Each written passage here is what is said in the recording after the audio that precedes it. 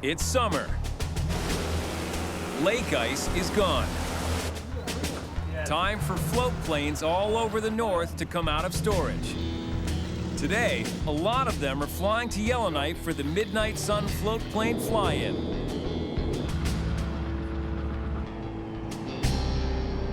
Even Joe's getting into the spirit. This is his 50th year of flying, and he's pulling out his classic 1940s Norseman for this year's event. The WWII Norseman was designed and built in Canada, the first of its kind to sell abroad. It was tailor-made for the rugged conditions in the north. Between 1935 and 1959, only about 900 were built. Northern Canada was opened up by the WWII Norseman. It was the first time they were able to haul a huge load over a long distance. The Norseman was used to move supplies to prospectors in remote corners of the north. It's how people got around, and it got into Joe's blood almost from conception. My mother riding around in the north and back and forth the Great Bear Lake with me in her womb there, and I probably could hear the sound of a Norseman engine through my biblical cord, and when it came time to me to be born, it stayed with me. Joe grew up in a mining camp at Gordon Lake, 80 kilometers from Yellowknife, and the Norseman was the camp's lifeline. Joe spent his childhood playing around those planes, and at age 17, he learned to fly. I learned to fly because I couldn't sing, I couldn't dance. Baseball, I couldn't do it. I had two left hands, scared shitless of girls, so I learned to fly.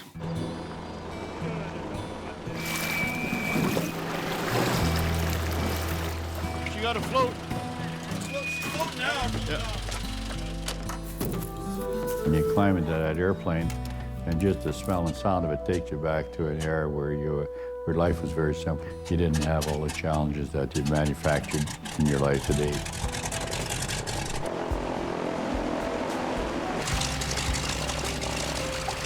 Joe's Norseman, registered as CFSAN, was actually a wreck when he bought it in 1993. He used parts from several other Norsemen to rebuild it. SAN is really 6 different Norsemans put together. It's like taking 6 of your kids and making one super kid. So as everyone gathers on Pilot's Monument in Yellowknife's Old Town, Joe and a lot of his bush pilot buddies do a flyover to honor these planes.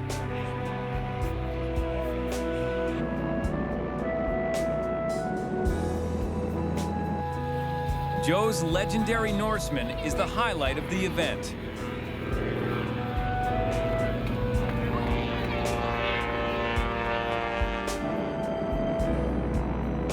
And Joe's 50 years of flying the north is being recognized.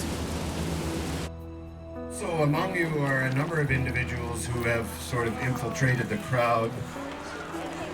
But there's one in particular that we'd like to single out, Joe McBryan. The famous Buffalo Joe.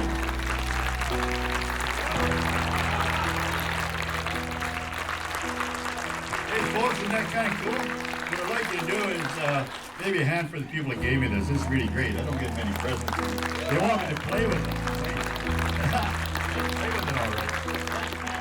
We have been trying for 2 years to catch him, to present him with a duplicate model of his Norseman. He has had a very colorful, varied aviation history, and we just love him.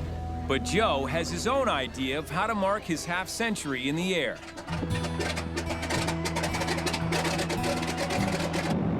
A special flight with a special guest, his granddaughter Hannah, to the place where his life and his love of aviation began. A small mining camp on Gordon Lake. People must be lost if they can't go back home and walk their street again and look at the tree they used to swing from, or the mailbox they used to rob, or the milk bottle they used to pinch. But it's kind of nice to go back and look it all over and see how it all happened, you know? I'll show you where it happened. I can see it from here, but...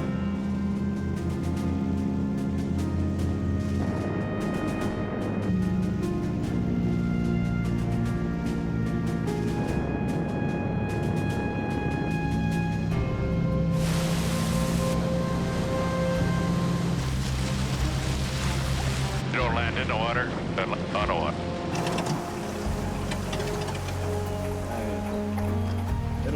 Let me drift her in there. You got her. So there's Grandpa's house there. The house was built by Joe's father, who passed away this year at the age of 92. See, everybody else built their cabin with the logs.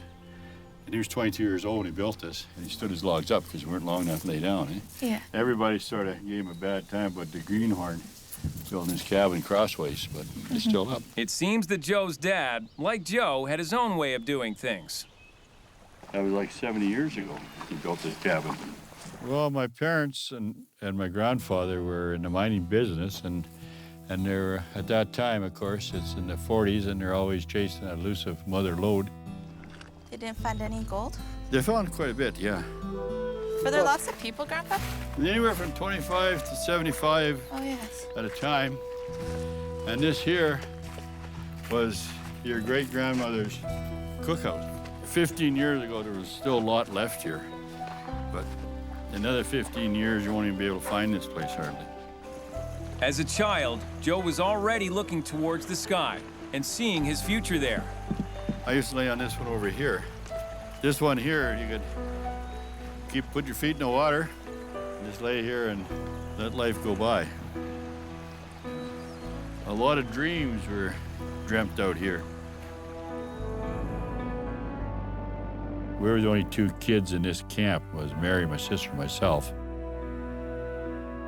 Growing up here with the airplanes would be the same as the farm boy growing up on a farm. He's surrounded with his tractors, and at a very young age, he takes off and starts driving the tractors, and that's really what it was like here. And it just seemed I was always in those airplanes going somewhere with those guys, and they seemed to be the people that I looked up to, wanted to be around, you know. They would give me lots of stick time and lots of knowledge about the airplane. Growing up in these camps, the airplane became very much a part of my life. My memories of being here are very, very good. Yeah. And it was really neat to have grown up here.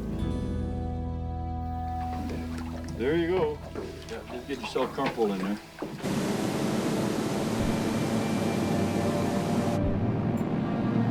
Joe learned to fly on a plane exactly like this one 50 years ago. Since then, he's flown tens of thousands of hours and built an extraordinary airline. Sometimes I was envious of the young guys who are 20 years old and got, 50 years ahead of them, and they're wasting it and just dinking around not paying attention. I wish they would pay more attention, because I like to have another shot at it. Oh yeah, the 50 years went by very, very, very quick. I never want to hear anybody say, I'm doing this to kill time, because boy, there's no time to kill. You got to give her.